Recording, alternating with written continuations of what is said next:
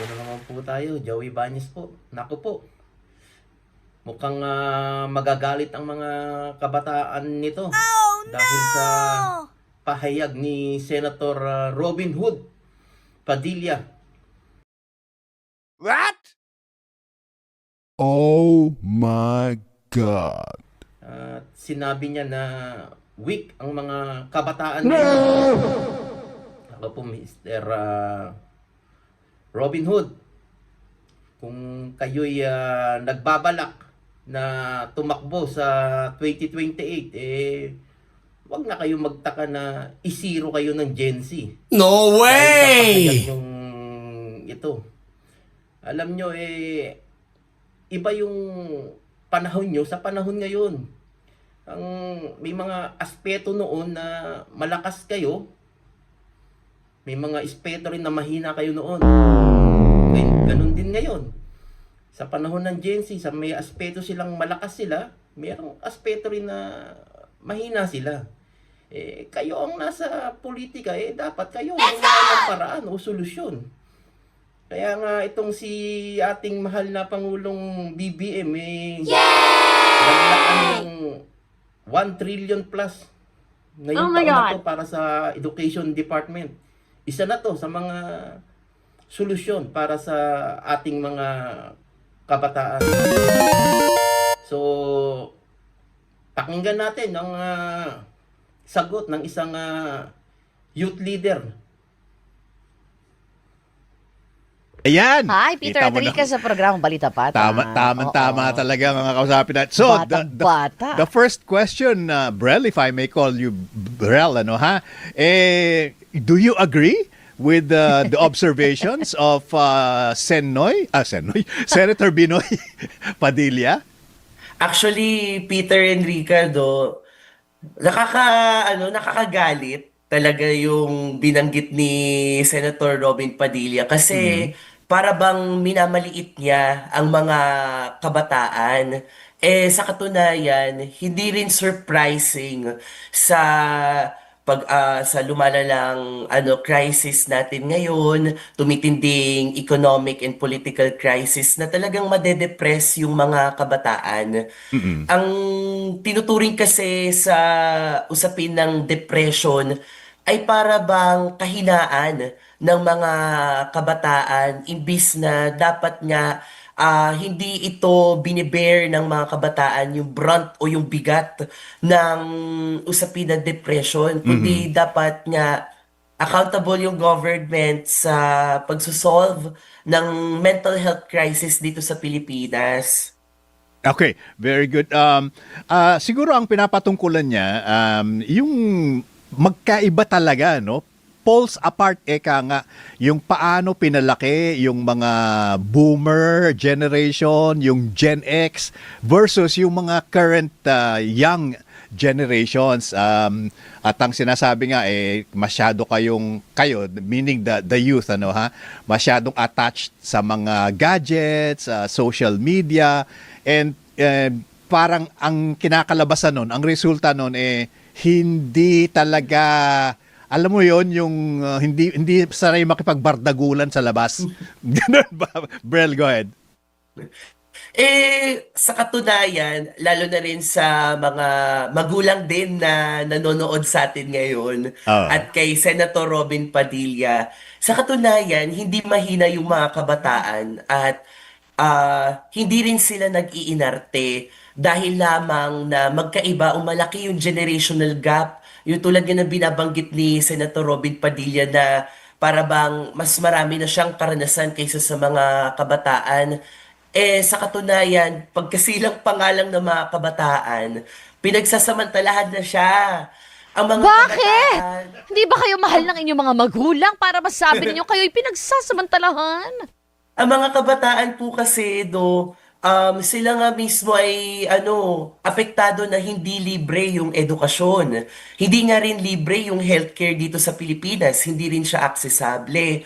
Kaya nga rin na ito yung mismong kinakaharap ng mga kabataan, kaya nagiging mas palaban siya. At gayon din, nais niya na solusyonan din yung mental health crisis natin sa Pilipinas.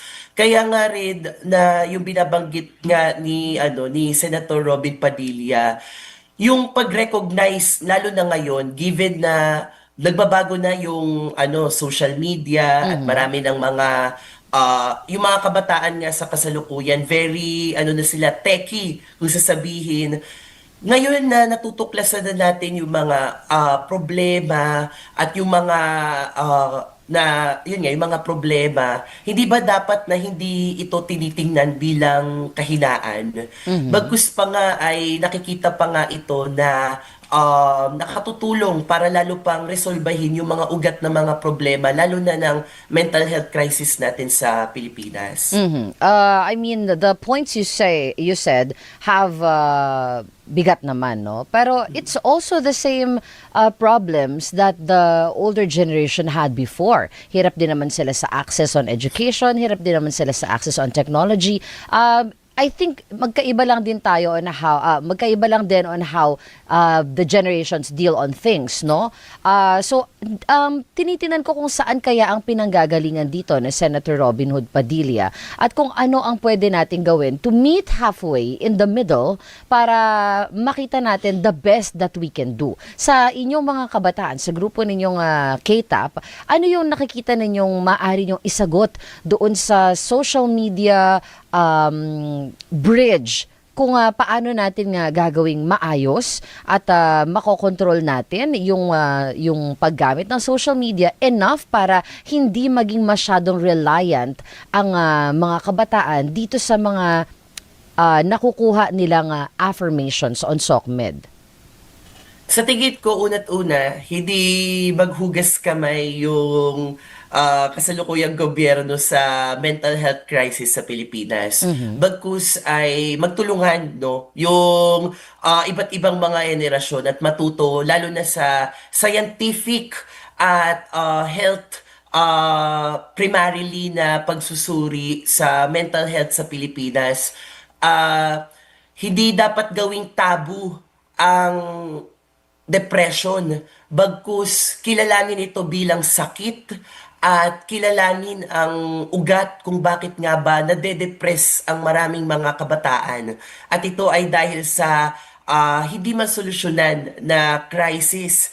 Ang daming pinaglalaban po ng mga kabataan ngayon kasi pinangangalagaan ng mga kabataan yung kanilang kinabukasan. Kaya nga handa yung mga kabataan na makipagtulungan at lalo pang maintindihan din yung mga mas nakatatanda sa kanila para lalo pang makita at matuklasan kung ano ba dapat yung napapanahong solusyon sa napapanahon ding mga teknolohiya na mayroon tayo para masolusyonan yung mental health crisis sa Pilipinas. Okay. But we have to also look at this point then, Brel, no, na minsan using the mental health card, no, it sometimes there are kids who weaponize the mental health card to the point na we see it not being a good hindi siya magandang point of communication ng magulang or ng mga matatanda at ng mga kabataan dahil ginagamit yung mental health card or mental health state nga to explain things or para tanggapin dapat na ganito kasi ganito ang aming nararamdaman. You see where the dilemma is coming from, no? Na gusto nating intindihin ng isa't isa pero dahil nga masyadong nawe-weaponize yung pag-uusap natin on mental health, ang hirap na nating magkaroon ng middle ground. Yes. Syempre, hindi excuse yung paggamit ng mental health card tulad na binabanggit. Pero with the current generation of youth today, namumulat sila kaagad and really applying such terms on the problems they face na for the older generation, it might be new hearing that. Pero ang mahalaga ay nagkakaroon ng pagkakaunawaan sa pagitan ng mga magulang o sa loob ng family na dapat nga sa loob ng isang pamilya ay pinangangalagaan ang mental health state, hindi lamang ng mga kabataan kundi maging ng mga magulang. Ang mental health problem sa Pilipinas, hindi naman yan sumibol ng natuklasan ng mga kabataan ng social media. Sa katunayan pa nga, natuklasan ito ng mga older generations sa masusing pag-aaral sa usaping pangkalusugan. At gusto natin na maging scientific yung pag-aaral natin hinggil sa mental health at lalong-lalo na para sa mga susunod na mga henerasyon ng mga kabataan para masolusyonan to. Oo. Gawin nating jumping board yung paggamit ng social media, no? Dahil ito yung pinag-uusapan nila kahapon sa Senado. To limit yung usage ng social media, especially for the minors o yung mga kabataan nga, pero kasi nakikita din natin how big an impact social media has sa buhay ng mga younger generation. And we also see na kapag nililimit natin ang certain things for the younger generation, matindi yung nagiging backlash sa mga guardians nila or sa kanilang mga parents.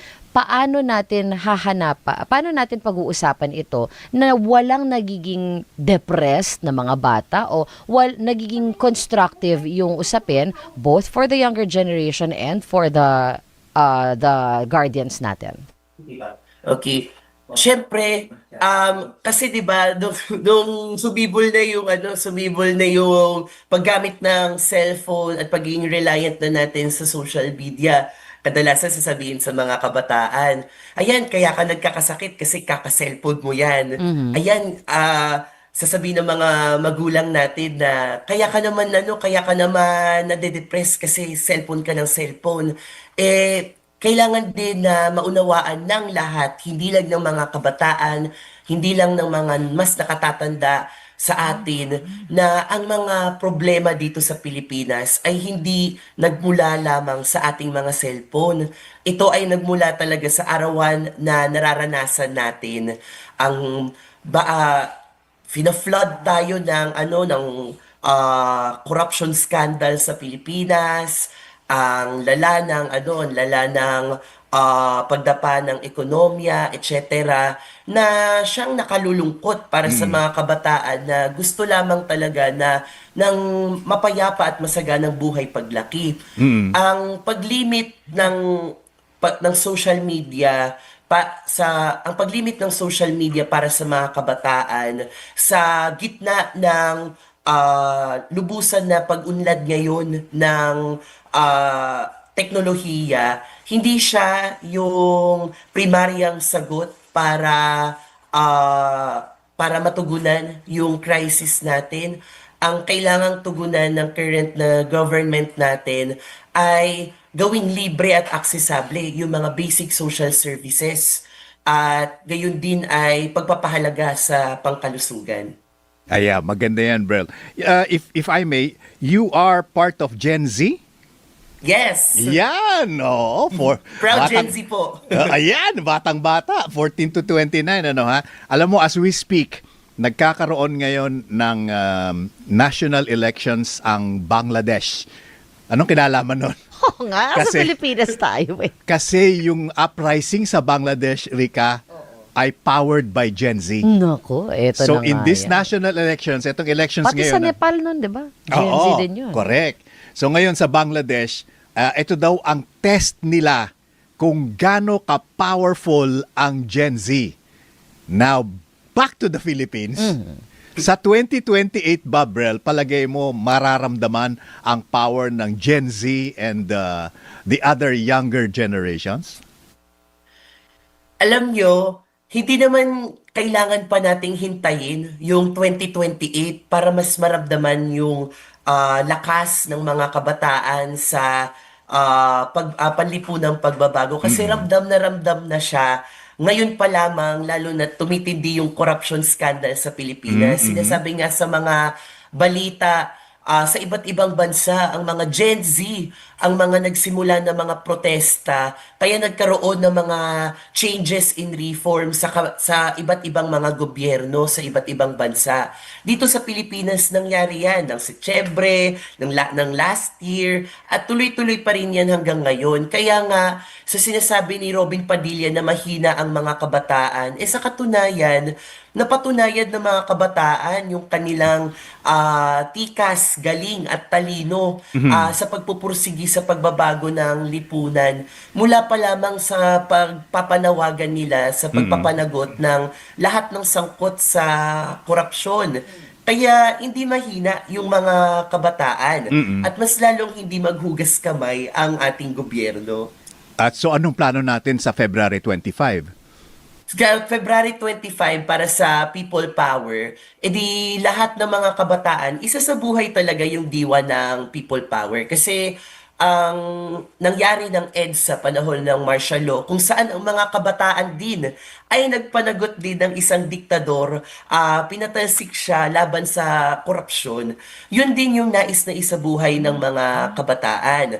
At ang mga kabataan, no, sila ay hindi lamang nila pinapamalas yung kanilang talido, kundi binunga talaga ito ng pangangailangan na ngayon. Hanggang ngayon kasi, Peter Enrica, wala pa rin napapanagot na sangkot na big fish sa korupsyon. Ayan. Yun nga yung kinadedepress ng mga kabataan eh.